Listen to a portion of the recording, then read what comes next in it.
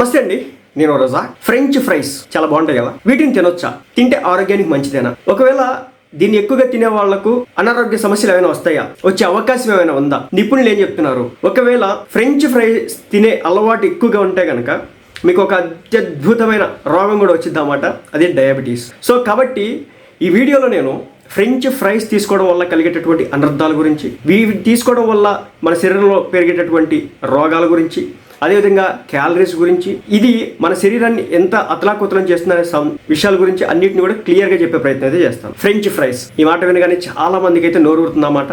చాలా మంది తింటా ఉంటాం కూడా. కానీ ఈ చూసిన తర్వాత నేను లైఫ్లో మళ్ళీ ఫ్రెంచ్ ఫ్రైస్ పుచ్చుకోకపోతే బాగుండని చెప్పేసి అనిపించింది. ఎందుకంటే ఎక్కువగా చిన్నవాళ్ళైనా పెద్దవాళ్ళైనా చాలా ఎక్కువగా తింటాం. సరే మనం అంటే తక్కువ, కానీ ఫారెన్ కంట్రీస్లో అయితే కానీ ఎగబడి తింటారన్నమాట.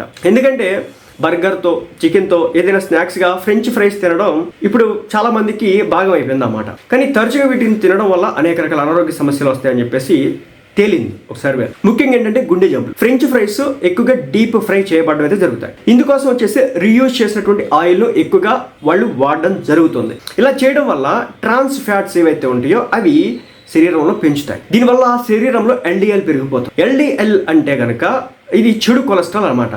సో 2 రకాల కొలెస్ట్రాల్ మనకి ఉంటాయి అన్నమాట శరీరంలో. ఒకటి వచ్చేసి ఎల్డిఎల్, ఇంకోటి వచ్చేసి హెచ్డిఎల్.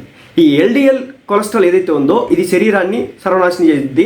హెచ్డిఎల్ కొలెస్ట్రాల్ ఏదైతే ఉందో అది శరీరానికి మంచి చేస్తుంది. సో దీనివల్ల గుండె జబ్బులు వచ్చే అవకాశాలు అయితే పెరుగుతాయి అని చెప్పేసి చెప్తున్నారు. నెక్స్ట్ బరువు పెరిగిపోతుంది. బేసిక్ ఈ ఫ్రెంచ్ ఫ్రైస్ లో 300 నుంచి 400 క్యాలరీలు అయితే ఉంటాయి అనమాట. కాబట్టి మనం తినే చిన్న బాక్స్ అయినా చిన్న బాక్స్ కూడా 300 నుంచి 400 క్యాలరీలు అంటే మామూలు విషయం అయితే కాదు, విపరీతంగా పెరుగుతాం. ముఖ్యమైనది ఏంటంటే టైప్ 2 డయాబెటీస్. ఈ ఫ్రెంచ్ ఫ్రైస్ తినడం వల్ల దీంట్లో ఉండేటటువంటి కార్బోహైడ్రేట్లు, కొవ్వు కలయిక వల్ల బ్లడ్ షుగర్ లెవెల్స్ అనేది బాగా పెరిగిపోతాయి. సో దీని ద్వారా ఇది కంట్రోల్ తప్పుతుంది. ఇలా కంట్రోల్ తప్పడం వల్ల డయాబెటీస్, టైప్ 2 డయాబెటీస్ వచ్చే అవకాశాలు ఉన్నాయి అన్నట్టు కూడా చెప్తున్నారు. నెక్స్ట్ క్యాన్సర్ వచ్చే ప్రమాదం. ఏంటి, ఫ్రెంచ్ ఫ్రైస్ తింటే క్యాన్సర్ వస్తాయి అంటే ఎస్ వస్తే నేను చెప్తాను. ఆలుగడ్డలు ఏవైతే మన బంగాళదుంపలు ఉంటాయో ఇది ఎక్కువగా వేడి చేసినప్పుడు ఒక రకమైన రసాయనం దాంట్లోంచి రిలీజ్ అవుతుంది. ఆ రసాయనం పేరు ఏంటంటే అక్రిలామైడ్ అనే ఒక రసాయనం విడుదలవుతుంది.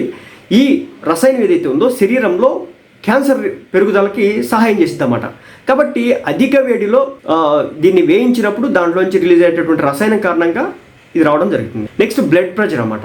బ్లడ్ ప్రెషర్ రావడం ఏంటి, ఫ్రెంచ్ ఫ్రైస్ తింటే? ఎందుకంటే దీంట్లో ఎక్కువగా ఉప్పును ఉపయోగిస్తారు. ఈ సోడియం ఏదైతే ఎక్కువగా ఉపయోగించడం జరుగుతుందో టేస్ట్ కోసం అని చెప్పేసి దీని ప్రభావం అనేది కిడ్నీలపై, అదేవిధంగా బాడీ మీద విపరీతంగా పడుతుంది. దీని ద్వారా హై బ్లడ్ ప్రెషర్ అవుతుంది. నెక్స్ట్ వచ్చేసి ఇరిటేటింగ్ బౌల్ సిండ్రోమ్.